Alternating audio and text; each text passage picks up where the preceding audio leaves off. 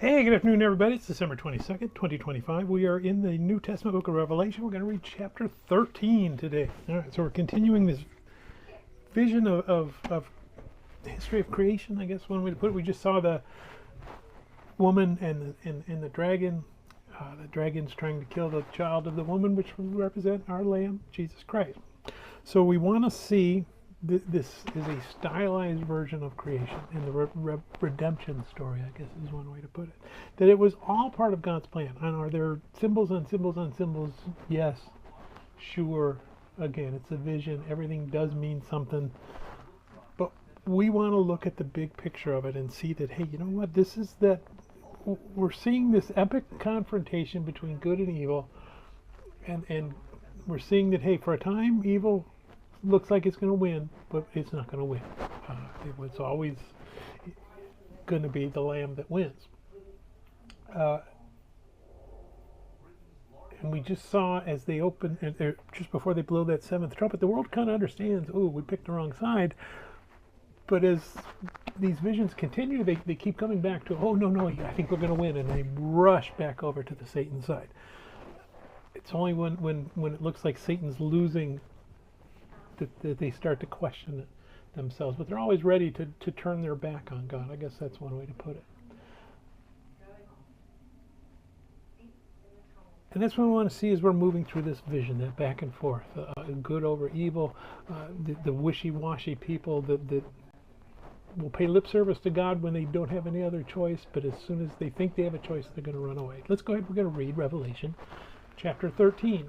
Then I stood, I can't read with these glasses on, let's try this without. Then I stood on the sand of the sea, and I saw a beast rising up out of the sea, having 7 heads and 10 horns, and on his horns 10 crowns, and on his heads a blasphemous name. Now the beast which I saw was like a leopard, his feet were like the feet of a bear, and his mouth like the mouth of a lion. The dragon gave him his power, his throne, and great authority. And I saw one of his heads as if it had been mortally wounded, and his deadly wound was healed. And all the world marveled and followed the beast. So they worshipped the dragon, who gave authority to the beast, and they worshipped the beast, saying, Who is like the beast? Who is able to make war with him? And he was given a mouth speaking great things and blasphemies, and he was given authority to continue for 42 months. Then he opened his mouth in blasphemy against God, to blaspheme his name, his tabernacle, and those who dwell in heaven. It was granted to him to make war with the saints and to overcome them.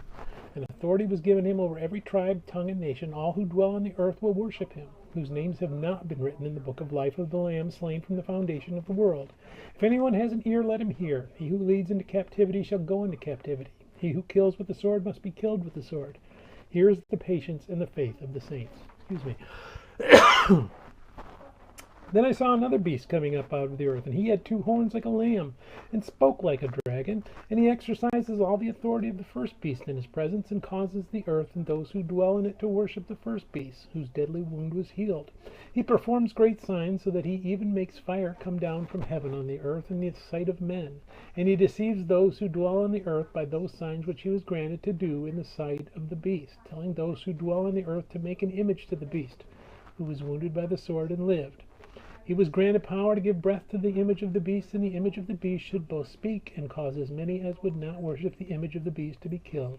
He causes all, both small and great, rich and poor, free and slave, to receive a mark on their right hand or on their foreheads, and that no one may buy or sell except one who has the mark or the name of the beast or the number of his name. Here is wisdom. Let him who has understanding calculate the number of the beast, for it is the number of a man. His number is 666. May God bless the reading of his word, and may God bless you. Bye.